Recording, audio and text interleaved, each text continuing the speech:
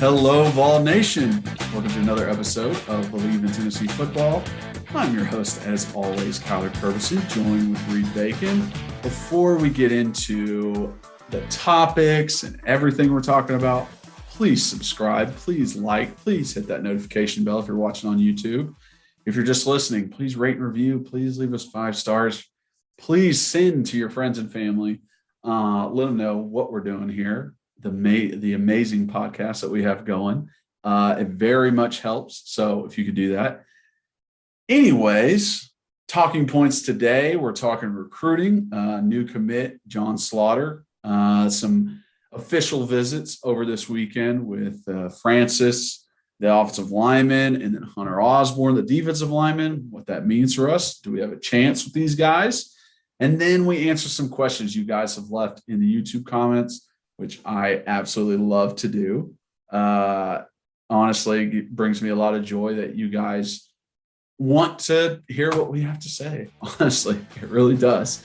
So without further ado, let's jump into it. By the game. Snap, the kick is in the air, and the kick this time is no, sir-ree. No, sir-ree. Final score, Tennessee 20, Florida 17. Pandemonium reigns. Loads up, fires long for the end zone. The pass is going to be caught. Tennessee wins! It's by Tennessee, Jawan Jennings. Jennings makes the catch in the end zone on the Hail Mary.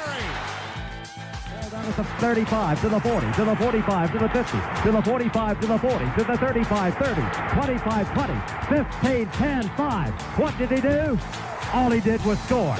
Joey Pence, touchdown on play number 1. All right, so before we jump into the podcast, shout out our number one sponsor, betonline.ag. If you're wanting to go anywhere to bet, this is the place. It's the number one source for all the best odds, the stats, everything that comes with it. They've got stuff on the NBA playoffs going on. They've got stuff on MLB. They have golf. They have fighting. They have even casino. So everything you could think of, this is the place to go. It's the best place to bet, and it makes everything more exciting when you do it. So hop on over there. When you do go over there, it's super easy to get started. You can use your mobile device, or you can go on their website and use the promo code BELIEVE, that's BLEAV, when you sign up, and you receive a 50% welcome bonus on your first deposit. So awesome, free money. So why not use BELIEVE as your little code when you go there? Tell them that we sent you. So head on over. Again, that's BLEAV. Promo code to get that 50% welcome bonus. Bet online, where the game starts. All right, welcome in, everyone. Got another exciting podcast, talking about some recruiting, talking about some questions. Before we get into all that, Reed, how we doing, bud? Hey, you big sexy. I feel like I wear a lot of the same attire on these pods. And I was thinking about that. I just got out of the pool and then hopped in the shower real quick. But I'm always when I'm at a house, I always keep my house cold, and I like to wear like long sleeves when I'm chilling around the house. I never get to really show off a lot of my short sleeve swag. So therefore, I feel like I'm rocking a lot of the same long sleeves comfy stuff. I mean, you don't have to lie to everybody. We know you don't have a lot of clothes. See, that's the opposite, bro. I got so many clothes. It's insane. Matter of fact, during that like 2 months where I took off and like wasn't like really actively looking for a job, kind of taking some time off and just relaxing and chilling when I left my other job, I cleaned out like some of my closets and like got rid of a bunch of stuff.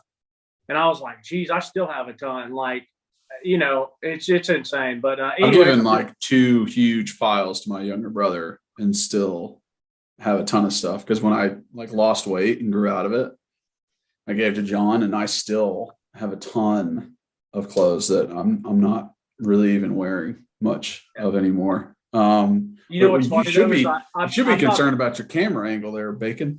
Why? I'll just talk about last week's. Well, Nice I mean, little- if this iPad doesn't work, then it is what it is. So I mean, I have to take the Zoom. But no, I have a ton of shoes because I love shoes, but I keep them really great. So like, someone might see a pair of shoes I wear and they're like, oh my gosh, like those new. I haven't seen those before. I'm like, no, you probably haven't seen them before because they're like 7 years old, but like they look like they just came straight out of the box because I keep them super nice. But and then all my work clothes for 6.5 years, I dressed up every day for work. And now I'm just like, I work remote. So I just wear athletic shorts and like a polo. If sometimes I wear this to work. Yeah. So, what do you mean? If you don't have any Zooms? well, even with Zooms, I still wear, sometimes I'll wear like stuff like this, but I still throw on a nice collared shirt every once in a while because they're like dry fits. They're comfortable.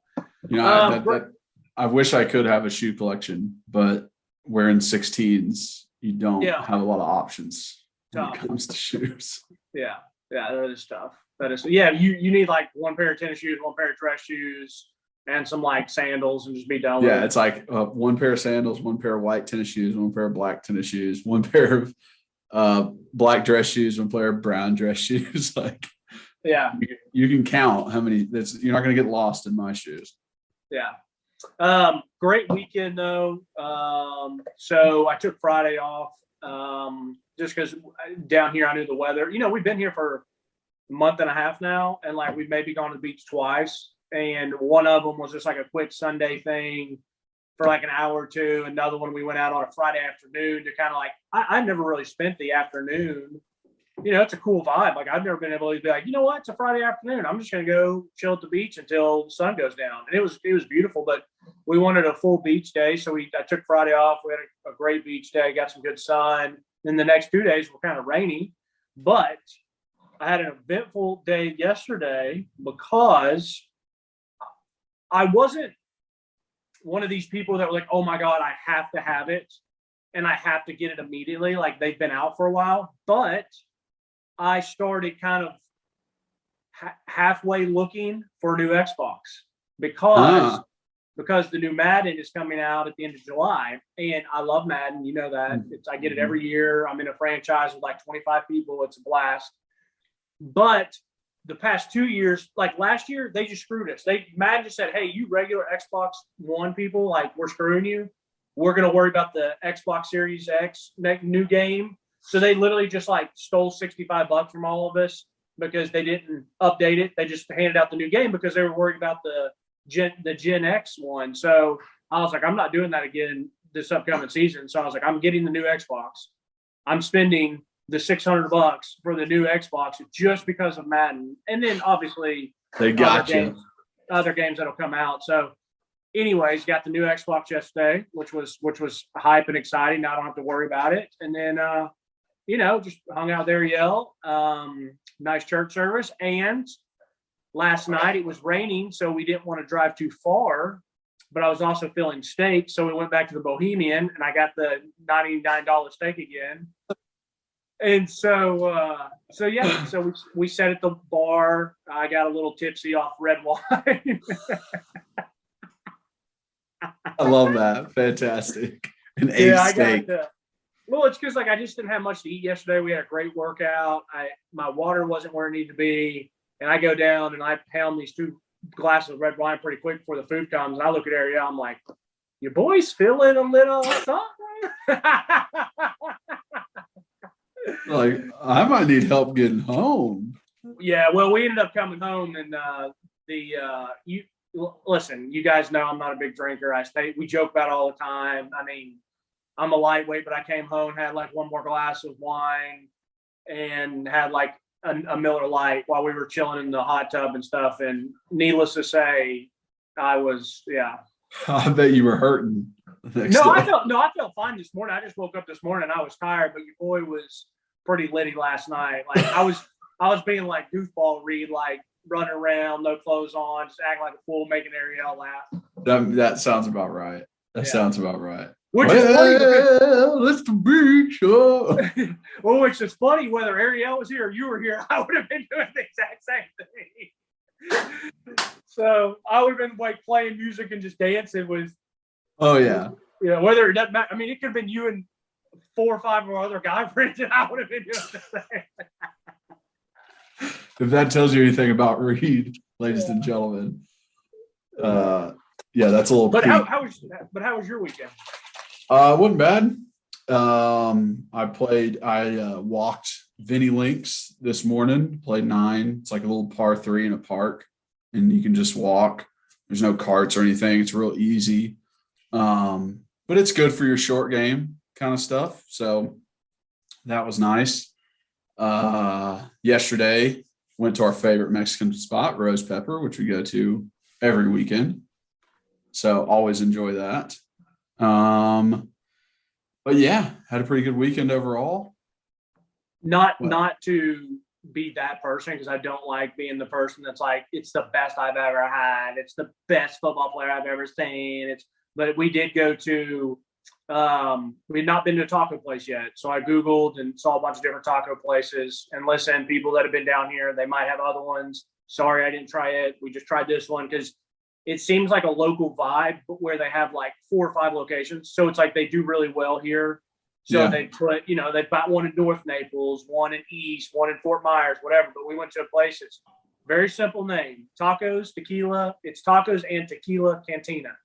And it had really good ratings. And so we went, and the best margarita I've ever had. And I think my first one would have been Rose Pepper. I had one of those like a year or so ago, and it was really good. But this one, it was perfect. The flavoring, the freshness.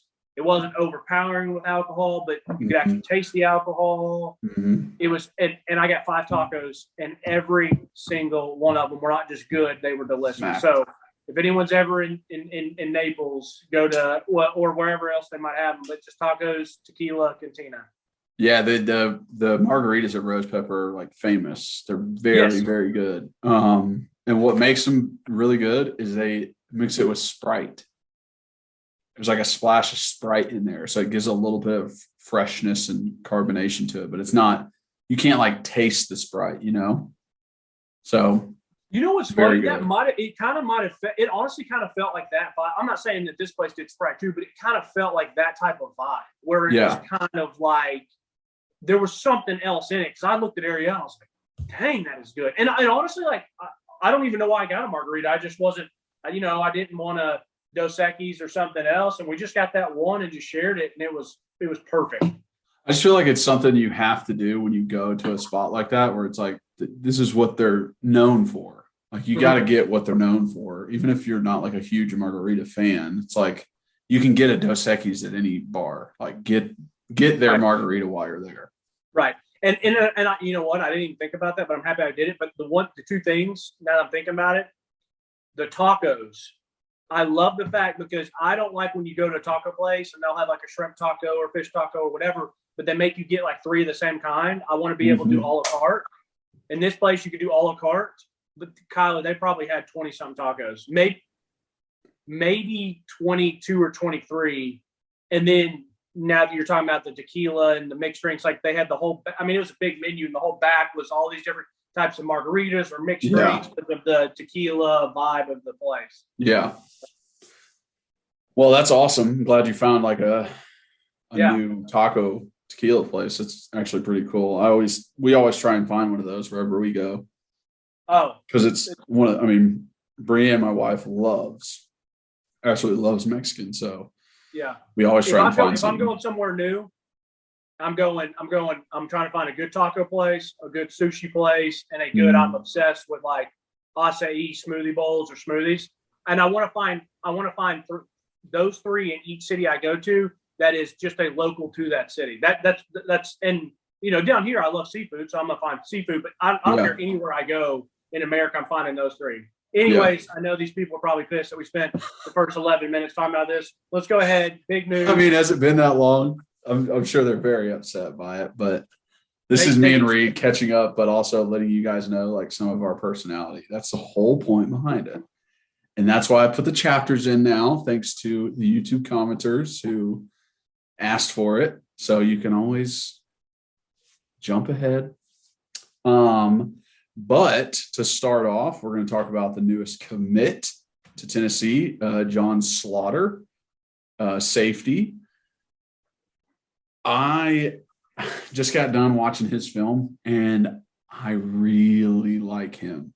the thing I like the most about him is his body control, and he is like sneaky. Like, that's how I would describe him. He's a sneaky safety. The interceptions he has, he's very much like bait the quarterback into throwing that ball, give him a little bit of space, and then I'll catch up and be able to make that interception or make that play. And he also does the same thing on run plays, on sweeps, on blitzes, that it is a very slow roll into it and then a fire where he just takes off towards that runner, whether it be a sweep or a screen on the outside to a wide receiver.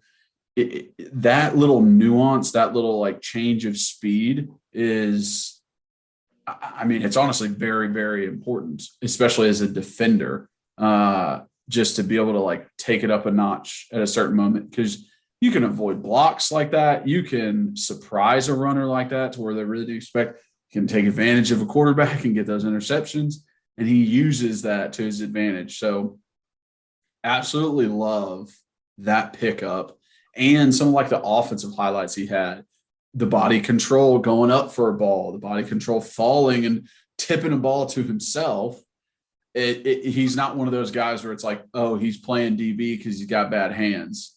Like, this guy makes plays when he's on the defensive side of the ball. He also makes plays on the offensive side of the ball. So I'm excited that he's coming on. And I think, I honestly think he could splash right away. Like, I think he could easily get on special teams his first year.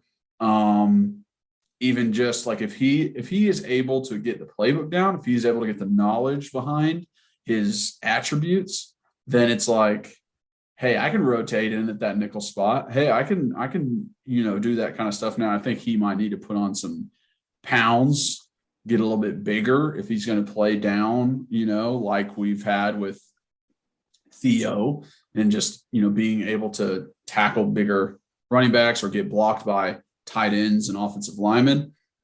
But I like it. And I like the fact that, his coaches have had him blitz. They've had him play back. They've had him play two-man coverage. They've had him play cover three, cover two, man. Like, it's just, he's done a lot while he's been in high school too. So that's really good to see. What did you think when you watched him? So a couple things. First off, I thought sneaky was a good way to put it. I like him. I disagree with you, the splash early, in the fact that, like, I don't see him actually like playing meaningful snaps on defense. I agree with you if we're going to say splash early because he's going to get on special teams. Sure, I think he could definitely get on special teams early. I think he's good. And I like him. Listen, I'm always going to like anyone that plays pretty physical, seems to play pretty smart. Yeah. He is a very good sized kid. I mean, he's 6'2", 198 is what he's listed at. He looks a good sized kid. I mean, that's a very easy guy that could translate to a down inside the box. Hell, he's big enough already. 6'2", 198 is plenty big enough to go play the nickel, but he could even get bigger and play like an outside linebacker if he wanted to, if they felt like he's not going to be quick enough. I mean, dude, you make him 6'2", 215. He can cover any tight end you want. Right. You know what I mean? And yes. And so, right now I'm just talking about the film and stuff like that. I'll talk about some of the other stuff in a little bit. But like you said, I think he's sneaky, kind of baits people. I thought he was good in the open field, making tackles and moving his hips and things like that. I think he's a good, solid football player. There wasn't any highlights that really made me go like, oh, wow, or like, oh, that's great. Or he didn't play a lot faster than other people around him. He was just he was just making plays. And listen, that's what you're there to do. I'd much rather you make plays than just be able to run fast. So film wise, I thought it was fine. I thought he was good. I kind of see why he's a 3-star. Yeah. Which when we say we see why he's a 3-star, we see why he's a 5-star, 4-star, whatever.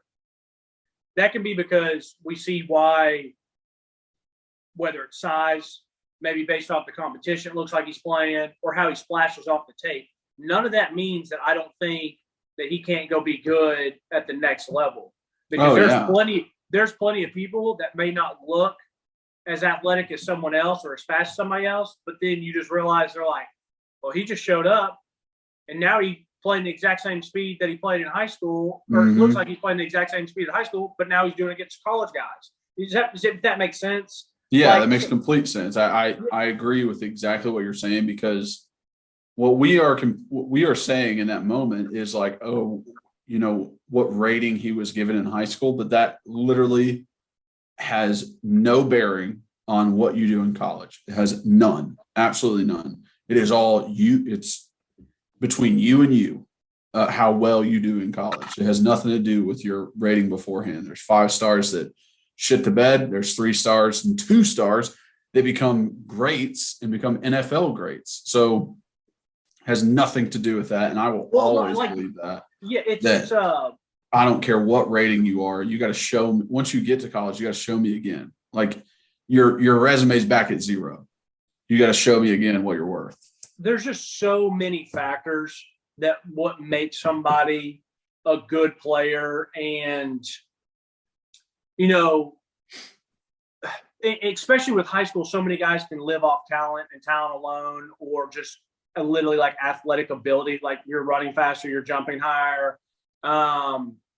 You know, but I still feel like there's like you see somebody who's just a playmaker and makes stuff happen and makes things like Jalen Reeves may have been such a good person to think about. He's a 3-star coming out of, was it Middle Tennessee, Nashville area or whatever, maybe south there. And I was actually working in the football offices doing that recruiting stuff when he first came, like when he was like a freshman, and we walked by each other. I'm like, I was like, he looks like, because I think he played like safety or maybe quarterback in high school or whatever. And I think he played safety. Right. And we walked by and I'm like, that guy's not that big at all. Like, he had a big old head and big old like neck, and he had all that hair, but like his actual, like, he just didn't seem that big.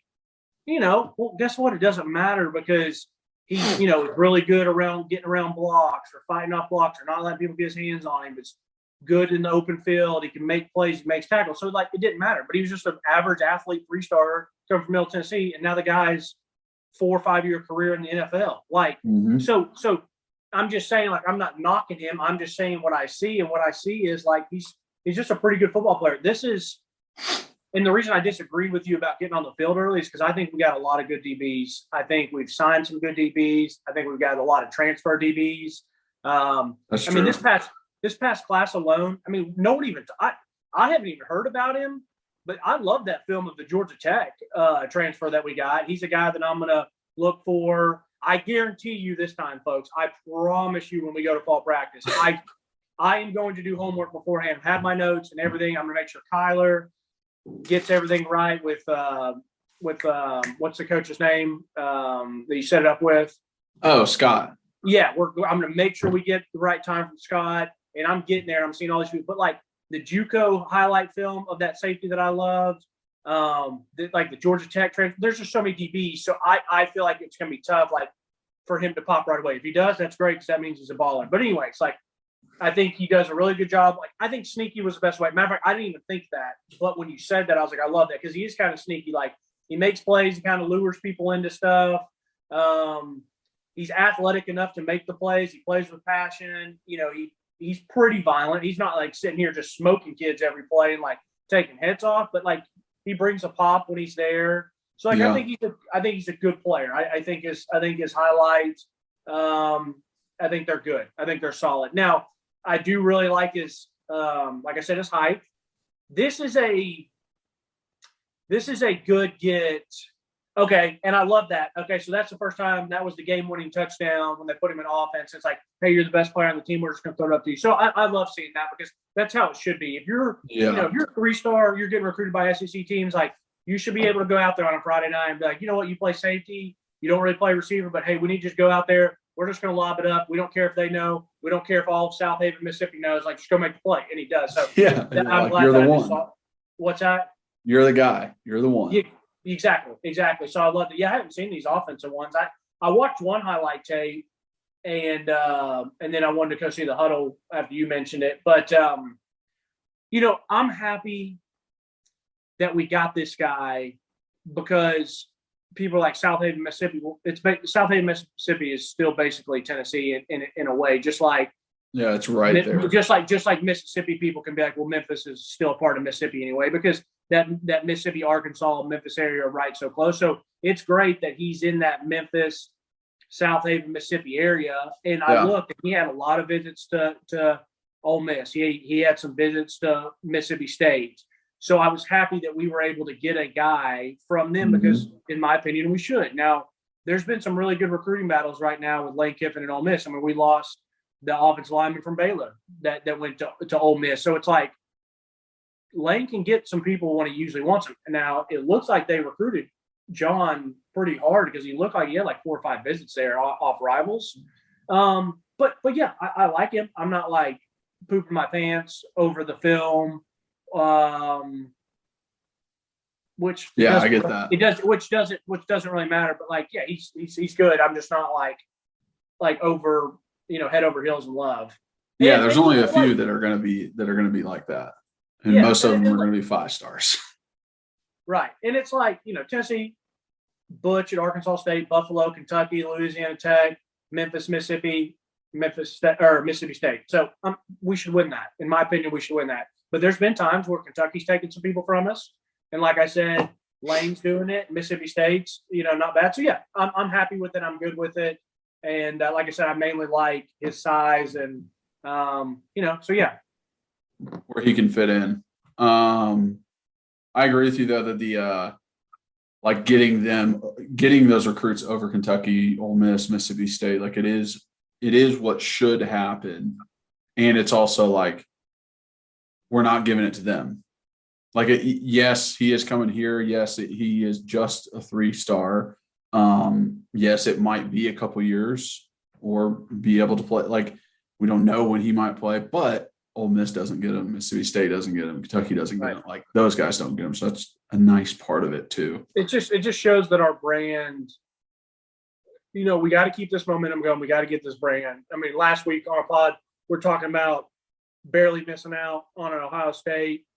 We get it. Ohio State's been Ohio State has been in a different stratosphere than us in the past 15, 20 years. So the fact that we are competing is great, but we got to remind Ole Miss, Mississippi State, Kentucky, like, hey, we're still the better program. Like, we've still won national championships. Like, we're going to get back. And Ohio State, like, their offense last year was incredible, and they're going to be even better this year because they're bringing back a lot of guys. So I get it. Yes. Another massive recruiting weekend. I don't have a list of all the people that were there, but I was very surprised to see Big Francis back because I personally, I feel like he was just there, which, I mean, technically he was there probably a month ago that we talked. I mean, maybe 3 weeks ago, I guess he was, so right now it's June 26th. And he was there, I guess, Memorial Day weekend, I think, if I'm not mistaken. It might have been even earlier than that. But the fact that he's back, and I love the fact that he's there with the pictures of Nico. Nico's there. I feel like Nico's been in Knoxville for a California kid. I mean, whether it was when they were playing 7-on-7 or he's up there for visits, and now he's on his official, and he's there. Ethan Davis is there again, recruiting hard. He loves it. What's that? He loves it. Nico. Yeah, it's like that's what we need, though. To see that. And then Hunter Osborne, the guy that I told you that about the last time, I was like, man, that's a defensive lineman. Like, I really would like to get that kid. Well, last night just because I wanted to, like, I usually don't watch a bunch of the highlights intently until they maybe they commit. Sorry. Yeah. Went brain dead for a second. So until they commit, but I watched his highlights. And they do have him at defensive end right now, but he looks like the prototypical D tackle because he doesn't have any D in moves. And you'll see this when you watch his highlights sometime. Obviously, I'm not giving a full breakdown of his highlights now. And based on his Twitter account, it looks like it's really coming down between us and I guess Clemson and maybe there was Florida on there. Auburn. Yeah, maybe Auburn and Florida, which, I mean, he's a Bama kid. Like, he's right outside. Like, I stayed in Trussville, like, when I would go to Birmingham. So he's right outside of Birmingham. So listen, he's only 4 hours, I guess, or really it's kind of like 3 hours in Knoxville because you gain that hour. I don't know how close Trustful is to Clemson. I would assume Knoxville's a little bit easier to drive. So like that's a pretty close kid, but to go down to the state and get him. And I do see him. He's not one of these edge guys that we've gotten lately where they're 6'4", 6'3", and 225, and they're going to get to 250 and be, 240 and be monsters off the edge. This guy is going to put weight on and be inside, which I like because all he does is just push the pocket back. Mm-hmm. And all he does, the blocks do not affect him. He doesn't swim move. He doesn't spin. He doesn't chop and rip. He just takes you and he moves you back.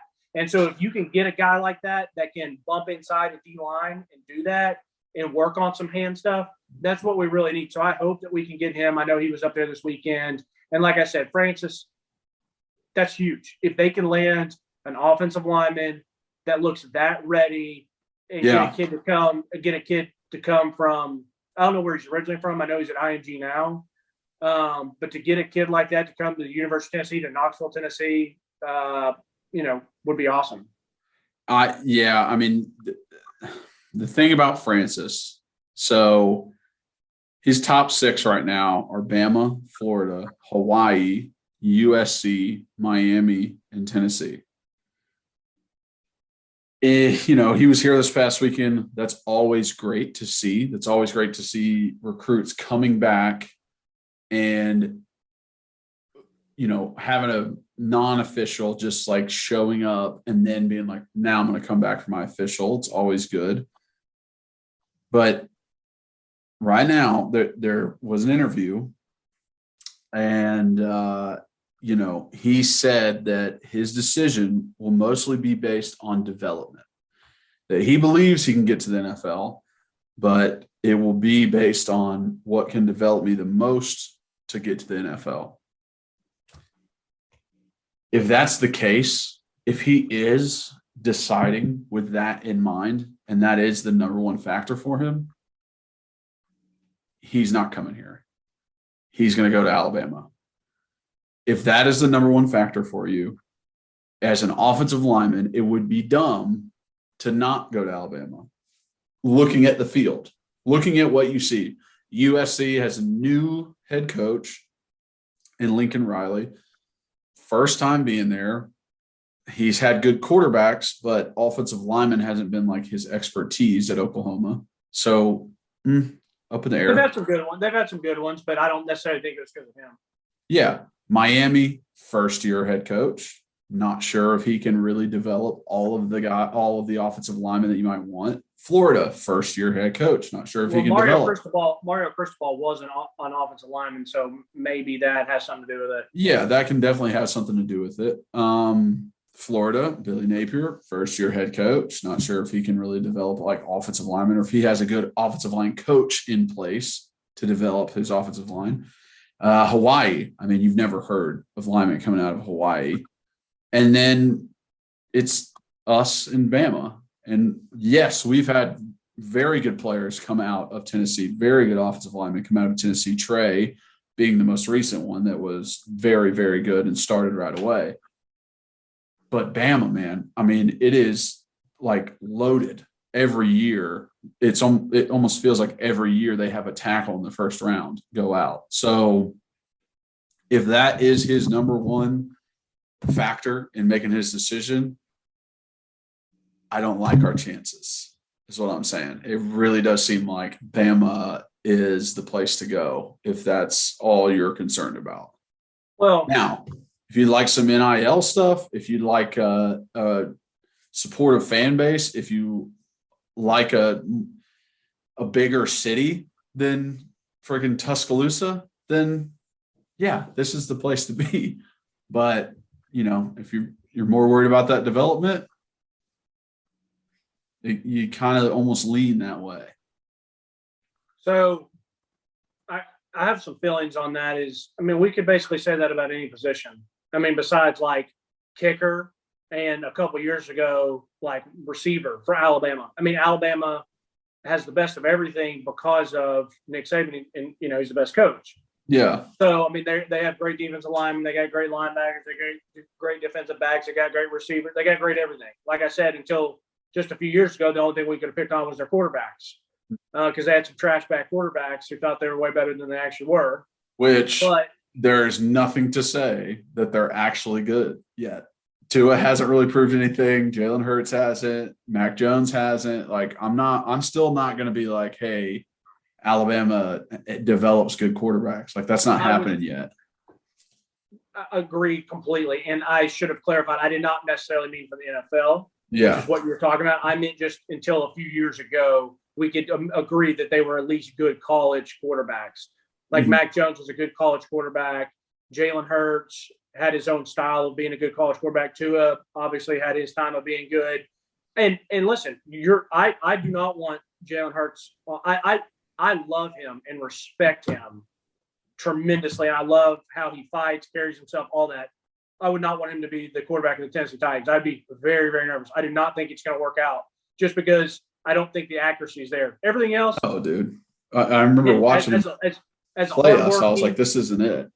Right. As the hardworking leader, all that, I think he has all the intangibles, except it's the reason he got benched in Bama because the passing. And Tua, listen, I'm totally agree with you. The jury's still out. I do believe in Mac Jones. I thought he had a really good first year. He would be the number one that I would pick out of those. But I meant that they just had some good quarterbacks, at least in college. I'm talking like, back in the day, like where it was like Blake Sims or that Coker kid or AJ McCarron or AJ. Yeah, AJ McCarron was probably the better of the worst, but like John Parker Wilson, like very whatever. Greg McElroy, loser himself.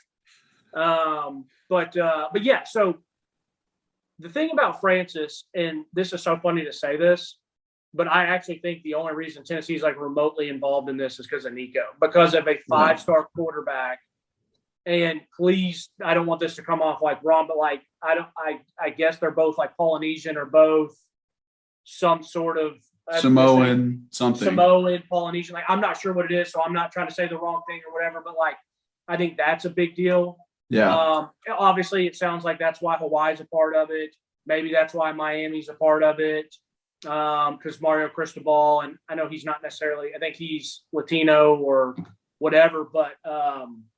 I think that's a huge part of it. And it's funny because I got this pulled up, Kyler, and the Rivals Top 100. I mean, Carnell Tate it looks like he jumped from number 8 to number 5. Now that he's at Ohio State, he's a 5-star. So we could have had him. We got Nico, who is, I guess, he changed. So Nico's up 1, I guess is what that means. So he's number 8. And then Francis is like 21. Can you imagine if Tennessee had landed 3 of the top 20 basically in the Rivals 100? I don't know if that's happened in our history's program, but we're just where you need to be. You need to be in those battles. But yeah, man, I'm actually, I guess he's committing July 4th. Like, I don't think we get him, but if we do, I will be very excited for an 18-year-old or 17-year-old that he just picked which I hate saying that, but I will be fired up for him because I want a dog offensive lineman. I know. I guess that means we're going to have to record next Monday after he commits, huh? Facts, bro. Facts. But hey, the other thing is too, this kind of so Arch Manning committed to Texas, which in a way I'm really happy. I'm so happy Arch Manning is in this class because I think that's why we landed Nico. And I'm so happy he's not at Georgia or Bama. That's what I was going to say. The fact that he didn't go to Ole Miss, the fact that he didn't go to Bama, and the fact that he didn't go to Georgia, I was like, thank goodness he didn't go to that. So, go to Texas. No offense to my AKA brother-in-law, not brother-in-law, Bailey. I love you, and I'm happy you got Arch. But I still think Texas is going to be losing 3 to 4 to 5 games a year. Because I think Arch will be fine. I don't think he's going to be as great as people think. Like, I actually still think there's going to be other quarterbacks in this class that are better than him. But, like, Texas, their issue's not been scoring points. Like, they had Sam Ehlinger. Sam Ehlinger was a fantastic college football player. They still would lose 3 or 4 games a year. Like, Arch Manning's still going to have a random October 10th midday loss to, like, Kansas State, in my opinion. They got to fix other things there. So. Yeah, it was funny because like my first reaction. I'm sorry. I didn't even meet Kansas State because they'll be in the SEC, so they're still going to have October 15th game where they lose to at Mississippi State or something. Well, it's still time. Like he's going to be in the Big 12 for at least a year, I think. Right. Before he comes over. I think he'll be redshirting though, because they've got their quarterback room right now is insane. They've got the three of the number one guys in their class, and then one guy who's number 10 in his class. Yeah, and it was weird because my first reaction was to be Texas, really? That's where you went? That's if I was in his position, I would have picked an SEC school over Texas. But knowing that they're transferring to the SEC, know that they're coming over here, so he's going to get SEC games under his belt, and I do feel bad for him of being you want me to go to the exact same place that my dad went or my uncle went and, was the savior and my grandpa at Ole Miss? You want me to go to the same place that my uncle went at Tennessee where, he was the best that's ever been there? No. But if I was him, I wouldn't want to follow in those footsteps at all. I want to make my own path. So I think Texas was the best opportunity for him. But I do get what you're saying, the 3 or 4 losses, it almost feels like that. And when I was in my head going oh, why would you pick Texas? I thought to myself, well, okay, don't be biased here, Kyler. Why would he pick Texas? Why would he pick Tennessee? What's the connotation with Tennessee? That they're going to lose games every year. They're not where they were before. They're not as good as they were before.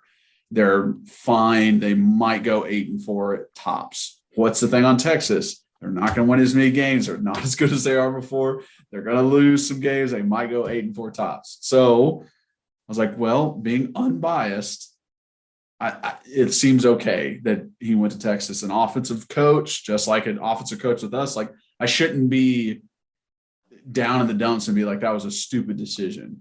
Is what I was saying. Yeah, I never got emotionally invested in it because I knew he wasn't ever going to come to Tennessee. Exactly. Once we got Nico, it was that guy's never coming here.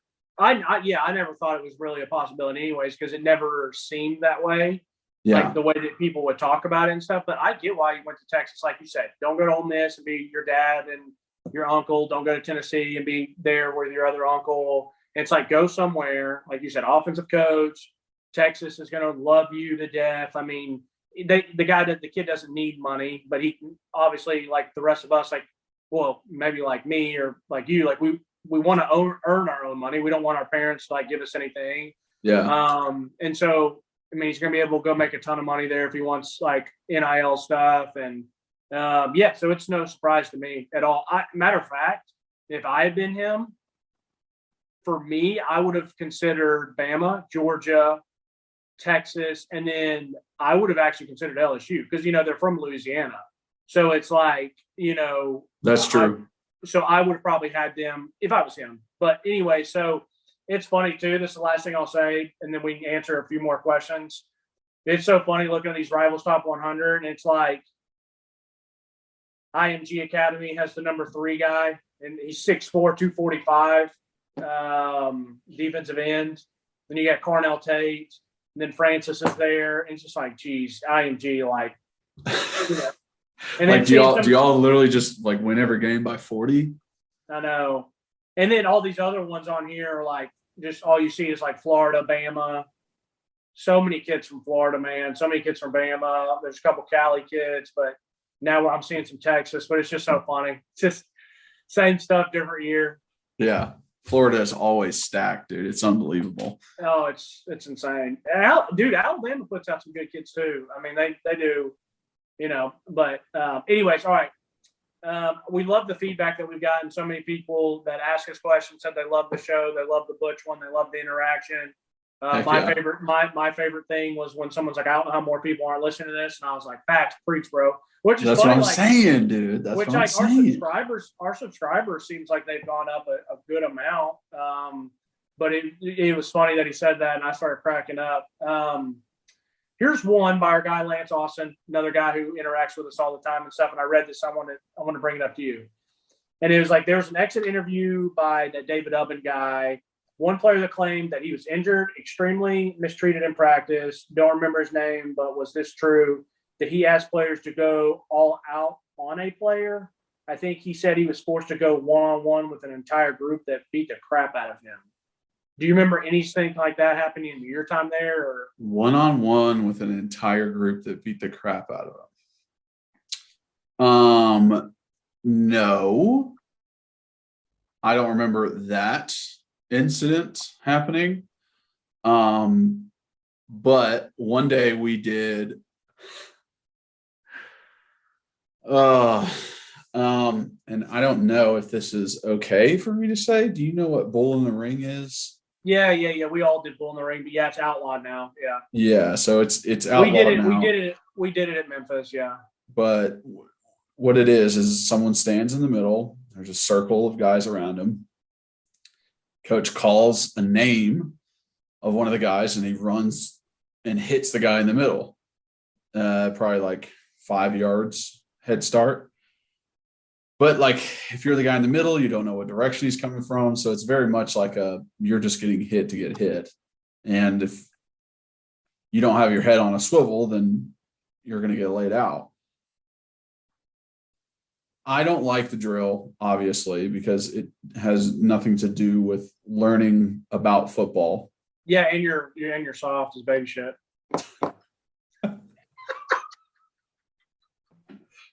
Well, Reed, you want to know another reason why I don't like the drill?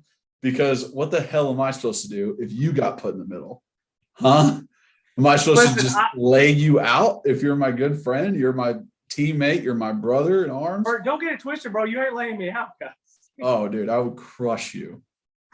Decapitation. Anyways. Whoa. I had plenty of times where I had pulling guards and I put them on their ass. Low man wins. You know what? Screw it. We'll just do what. This Hey, let me ask you. What were the names? Games? What were the names of these pulling guards? Listen. Was it Sean Beeler? Is that who you put on his ass? I wasn't talking about Catholic people. No. Was it Kyle Whalen? Hold on. This is what we're going to do. Before one of the UT games, we're going to get at Circle Park. We're going to have people come, and you and I are going to do a hitting drill and see what happens. Anyways, continue with your bull in the ring. So for both sides of it, it's very much like, I don't want to hit this guy in the middle because it's like, I mean, it's a free hit, and like, I don't dislike this person. But we did it once when I was there under Butch to an offensive lineman named Alan Posey. And Alan Posey quit the team as soon as we did that. And it lasted for about 40 seconds. I think 3 people hit him, and he ripped his helmet off, threw it on the ground, and said, "I'm fucking out of here," and left. And he quit the team. Wait, why did you do? Why? Because you're just being soft because you got mad he got hit by 3 people? Well, he got put in the middle of Bull in the Ring. Yeah. He got put there because he was soft. He struggled with, I guess, comprehending. Like, he wouldn't do the right things. He was soft when he was out there. It was like a chore to like get him to put in effort. And Coach Mo was fed up with it and was like, dude, I literally can't, like, you're being lazy during individual drills. You barely try during a team. You're very soft. You're getting pushed over all the time. And so he did the Bull in the Ring, and Pudgy was like, I fucking quit. Fuck this place, and walked off the field, and he didn't come back. And okay, like, it wasn't a loss. Yeah, they just earned their scholarship back. That's great. Yeah, they just like earned a scholarship spot to give to somebody else. So it's like, I mean, Jacob Gillum, who was a walk-on, who ended up starting for us and playing opposite me at tackle, deserved a scholarship way more than Alan Posey. Yeah. I'll say that every day of the week. Yeah. And every offensive lineman that I played with would say the exact same thing. So it's like, Jacob finally got that his last year, but that's like one of those things where Jacob was a year older than me, where it's like, he should have had that the whole time. I should have never been with Posey. And So like I've seen it happen before, like the bull in the ring thing. But my connotation of how Butch treated players was if you were a good player, if you were a very good player, like he would give you leeway and be like, yeah, you can take practice off. Yeah, you can wear the red jersey today and not get hit. Da da da da da. Once you proved yourself and were in for a couple years, like he didn't do that with freshmen. Like if you're a freshman, you got to earn the ability to take time off or take breaks or whatever. But like, my last year, I mean, almost every practice Jalen Hurd had a red jersey on. So did Alvin. I mean, a bunch of the wide receivers, if they tweaked something, hammy or whatever, they had red jersey on, and then they'd play full go during the, on Saturdays. So it was like a lot of people got breaks. A lot of people got time off practice. I did not. I was not injured, so I did not get time off practice. We had a lot of offensive linemen rolled ankles. They got time off. They didn't have to go full go. They would, get time off certain individual drills and stuff like that. Like it was, I think, probably like 2 games left of my senior season where Coach Mahoney was like, hey, you don't have to do one-on-ones anymore. Like I was doing those almost the entire time. Like it was never so I don't think there was a time where it was like he is like making someone practice while they're hurt. It was like, if you're not practicing, you're going to lose your spot. So maybe you'd want to get out there because I'll let you know right now, somebody else is going to take it. And if they perform well on Saturdays, you're not getting it back. So, yeah. I mean, that pressure, yeah, I'm sure that was a real thing because guess what? That's a real thing in the damn NFL. Yeah. Yeah. I mean, I for sure got a concussion in practice when I was down in Tampa and did not say a word. Like looking back on, I'm like, yeah, that was a hard enough hit to like warrant. I probably got like a small concussion, but I didn't say anything. And I was like, yeah, well, like, let me run back to the huddle and get in for the next rep. And it's just like something. That's why football is so dangerous too. It's just like once you get to that certain level, like you don't want to give it up. So yeah, protect players from themselves. Yeah, you'll just push through whatever you got to do. Yeah. Yeah, it was funny. Bull in the ring. I used to like it when you would do it and you would just shuffle your feet and like you would point. And the reason I like that better, and people are like, oh, well, you're always going to point at someone that's smaller or whatever. Like, no, not necessarily. Like if you're in there, you don't want to be like, there was always times like I would point at like people that were like in my position group or like usually my size, but I would always pick like 1 or 2 people that are a little bit bigger because there's like that weird psychological, like where you're like, you don't want people to think you're scared or soft. And this is when you're younger, like I said, like middle school or high school. But I liked how much smooth that was. I did not like when it was in college and you had to shuffle your feet and be on the lookout because you could literally like, if someone says, Kyler, or someone says 77 and you're like, where they come from by the time you turn and just get blasted. Like, that's just lame to me. That's stupid. Like, at least if I'm pointing somebody out, I'm calling you out. Like, you know what I mean? Did you ever do it that way where so you're chopping your feet and you're turning and you just go, okay, there. And then you're ready. They're ready. And then you come like, the whole thing where the coaches yell something out, that's just dumb. Like, and I saw it happen in Memphis a couple of times where like, there might've been a receiver or a running back or a corner or a safety in there. And they would call out like a defensive lineman. It's like, what the fuck are you doing? Like, there's weight classes for a reason. Like, you know what I mean? So, and it's like, listen, I'm a safety. I'm happy as hell to go up and, like I said, take on a pulling guard or whatever, but I'm chopping his knees out. Like, and if he gets hurt, he gets hurt. I can't do that in the Oklahoma drum. In the bull in the ring. Like, I'm not trying to hurt Kyler, Yeah. If it was definitely not a choice when Alan Posey had to do it. But if I was in that and got to choose, I would just like go through the front four, be like D end, D tackle, nose, D end, and then go through the linebackers. Will, Mike, Sam. I would have that's the first 7 people I would pick if I was bull in the ring. Be like, I want every defensive player that I have to practice against. I want you to come at me. Yeah. Yeah. Okay, so we're going to answer just a few of these. We'll keep doing this. I like this as a little segment towards the end. So I don't want you to think if we don't get you now. Seriously, keep putting questions in the comment section. Yeah. Even if it doesn't have to do with anything we said.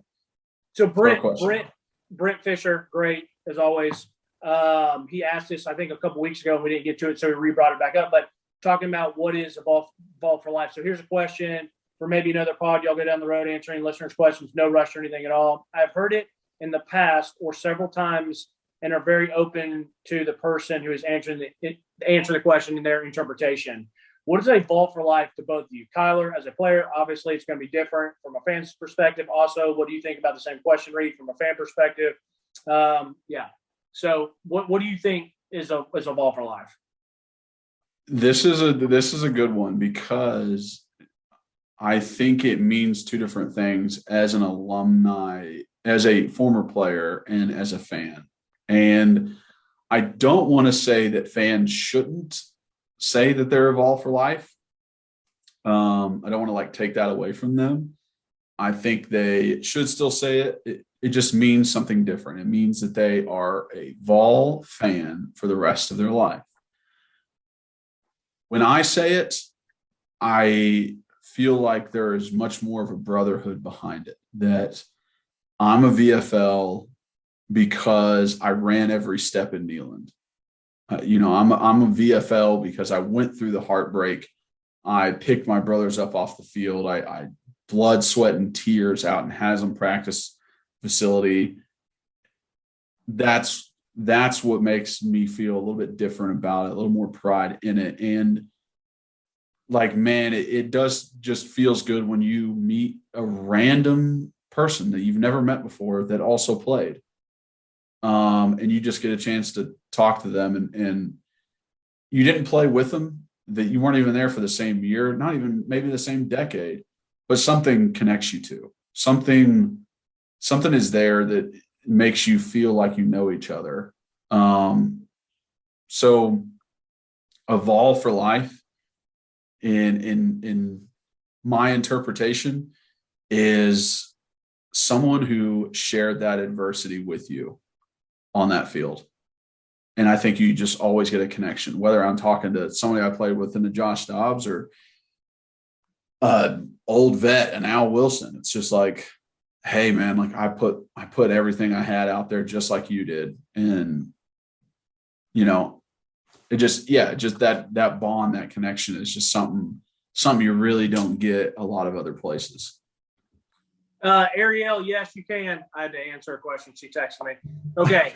The funny thing is for me about Vol for Life is I can hear VFL or Vol for Life, the exact same 3 little words, 3 little letters, but they do mean something different for me. Mm-hmm. When I hear on local radio and they're like, hey, VFL, Kyler Kirby's coming on, that holds a different weight than if I'm joking, but yeah, I'm a VFL, I'm a Vol for Life, because we're just fans, there's Tennessee is such a great, supportive, rowdy fan base that we're all Vol for Life. We're not, no matter how bad Tennessee is, no matter whatever, we're gonna be Vol fans for life. So I get that, but that's just kind of a little, not jokey, but kind of just whatever. It's just kind of a little mantra. It's a little thing to easily say, but no, I think for me a real VFL, when I'm saying that person's a VFL, I think it's what you're saying. It's someone who played, who wore the orange, who ran out of the tee. That is specifically just for you all. So it's weird because for me, it's 2 different things, but it's the exact same word, but they're totally 2 different meanings. I don't think I've ever called myself a Vol for Life, unless I was joking or whatever. But yeah, for me, when I hear VFL, matter of fact, when I hear VFL, I think of a player, and if I hear someone say just a Vol for Life, and it's more of a fan, if that makes sense. So it's a Vol for Life. It's a Vol for Life means you're a fan. If you're a VFL, then it's you're a player, in my opinion. So, and another wrinkle into that is some of former walk-ons, guys that did not get to play, that practiced with us for a time being, putting on their profiles that they're VFLs, that really irks me. Yeah, that's brutal. I don't know if that's like good, if that is like something I need to work on personally, like that's a good trait of mine, or like a healthy like way of viewing it. But man, I'm just like, please don't put, corner and returner for Tennessee from 2011 to 14, when the best you did was scout team. And like, you didn't make like one of the camps one year. And like, there's just, that really gets on my nerves, I guess, when someone does that. Yeah. I know you put in a lot of effort, because walk-ons do have to, go through the workouts like we do and practices like we do, but like, it's not the same.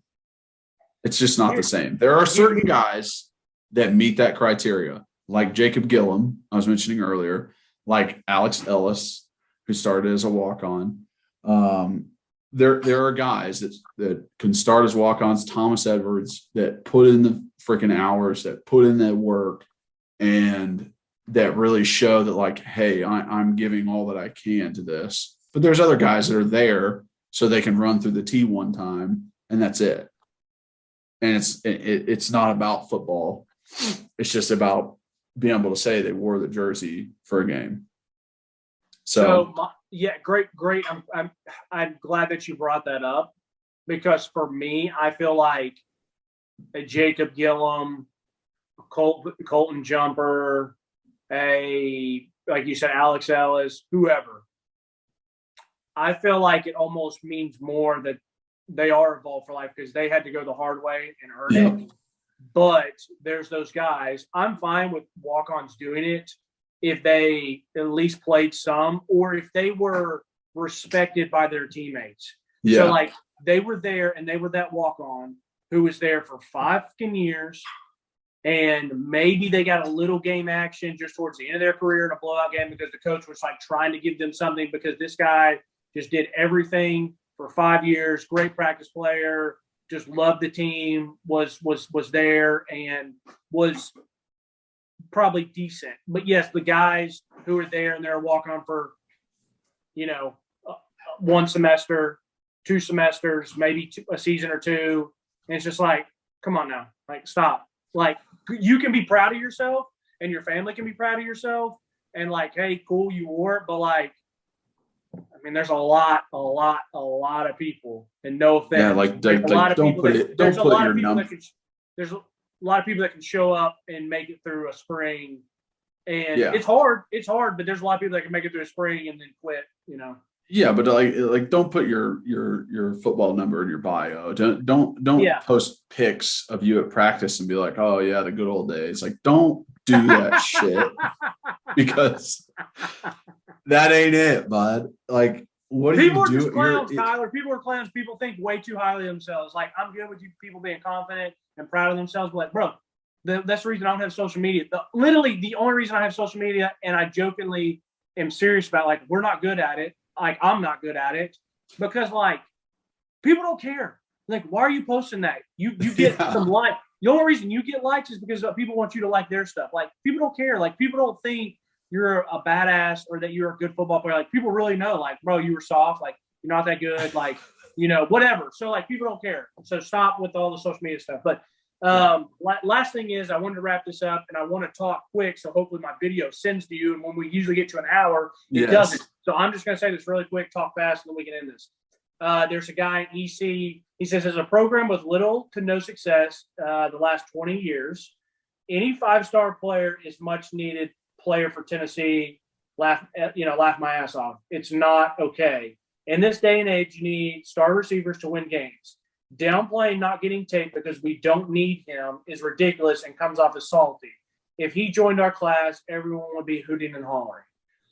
Okay, so for me, I was annoyed because I'm like, bro, I ain't salty at all. Like, I don't care if he did. Like I said on the thing, I haven't seen the guy play. All I'm going off is he's a 5-star, so I'm just trusting that these people know what they've seen and done. I haven't watched him, so I don't know. That's why I was like, it's easier for me to take the hit of not getting him because I'm like, well, I don't know. Like, I've never really seen him. Like, yeah, he's a 5-star, but like, okay, if he had come, I'd been like, okay, great. I would have been pumped.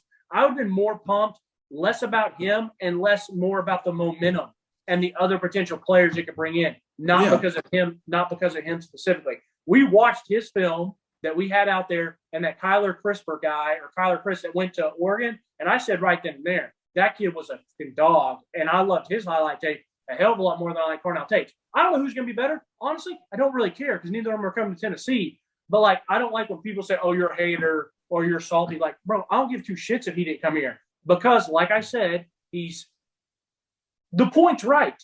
You need star wide receivers. I said on a lot of podcasts ago that I want a Jameson Williams. I want a Michi. I want Alabama or an Ohio State top 10 receiver. I just want one soon because you do need them.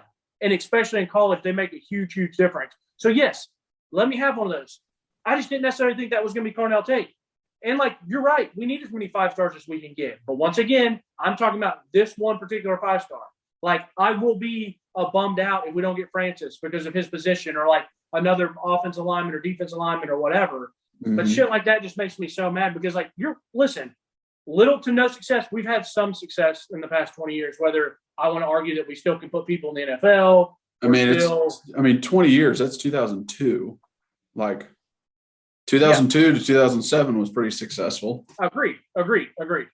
So I'm just saying, yes, I'll take all the 5-stars we can get, but I'm not salty because Cornell Tate didn't come to Tennessee. I can promise you that because I think there's players that I've seen their film that's better, and there's positions of other need that I think are more important right now. Because you're right, you do need star wide receivers, and guess what? We got a star wide receiver on the team, and he wasn't a 5-star. He was a 2-star coming out, and the kid's a dog. And, yeah, you know what I mean?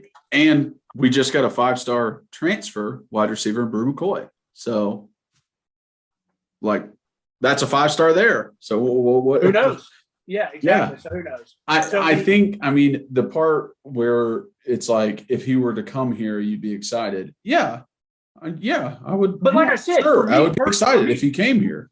For me personally, I'm excited because of, like I said, the momentum to build off the recruiting class, not necessarily for Cornell Tate the individual. But anyways, I got to send this video. I don't want it to go. Yeah, I'll finish my point, but it is like I would be excited if he were to come here. I would also, like, looking back, like Jamar Chase and Justin Jefferson were amazing for LSU. They were great wide receivers, but would you say they were the most important factor in winning a national championship? I'd probably say Joe Burrow. Like, Julio Jones and Calvin Ridley were amazing wide receivers at Alabama, but would you say Julio Jones is a reason why Alabama won a national championship? No, you'd probably say it was the whole running team. Back. No, I thought it was the whole team too. But the whole team, the running back, or possibly just even the offensive line, the defense, like in whole totality. That is where I'm coming from when it is a wide receiver. Like when we lose out on a wide receiver, I'm not as worried. Now, if we were to lose out on a wide receiver and Jeremy Pruitt was still our coach, I might be more worried because our offense isn't that good. But with an offensive-minded coach, a guy who knows how to get the best out of who he has, that's what makes me feel better about it. And in no way did I say that Cornell Tate is a bad receiver. I'm not saying like he's not worth it, but I think we're going to be okay. I think that's an okay thing to say, that we would be okay without one guy coming to the team, one 5-star wide receiver coming to the team. I think we're going to be okay. And it's just like, who freaking knows if he's going to be good? You know how many 5-stars that we've gotten that didn't do anything or that weren't good? You know how many 5-stars other teams have gotten that weren't good for them? It's like that happens all the time. So it's hard to put so much thought and care into a 5-star receiver, especially skilled guy, especially going somewhere else. So I think that's it.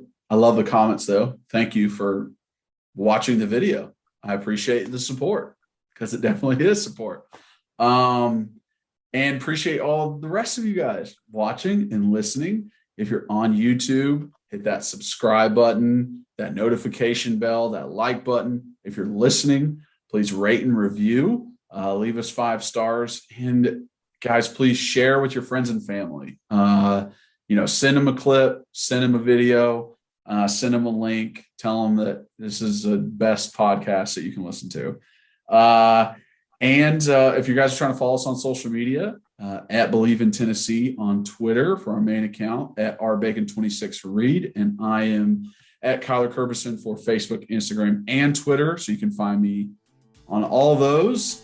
And very much appreciate you guys. Y'all are the best fans out there. As always, go Vols.